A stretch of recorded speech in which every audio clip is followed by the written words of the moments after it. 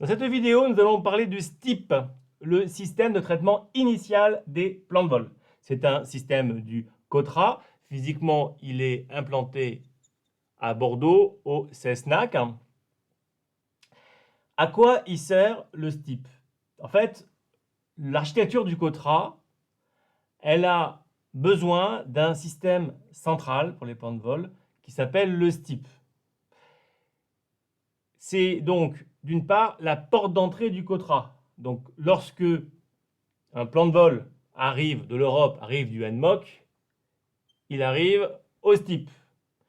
Qu'est-ce qu'il fait le STIP? Le STIP, il commence par calculer le profil de vol, c'est-à-dire qu'il se dit, ce plan de vol que je viens de recevoir, il va concerner qui? Quel STPV? Vous vous souvenez que un STPV, le système de traitement des plans de vol, c'est les FDPS de chaque CRNA dans le monde COTRA. Donc il calcule le profil de manière à pouvoir créer dans la base de données des STPV, dans les systèmes logiques des STPV, le plan de vol en question. Il va lui attribuer un numéro COTRA, un numéro unique qui permet d'éviter qu'il y ait des doublons, c'est-à-dire qu'un même vol apparaisse deux fois et que le même avion, du coup, on le voit deux fois, on ne sait pas où est-ce qu'il est, et ça ne peut faire que des bugs. Et c'est pour ce faire qu'on a un numéro COTRA unique.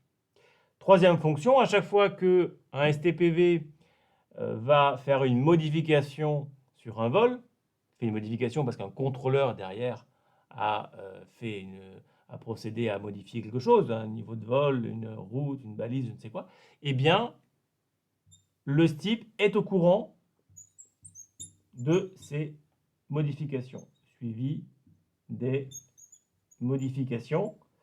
Et donc, ça permet d'être au courant des modifications de desserte, si jamais il y en avait.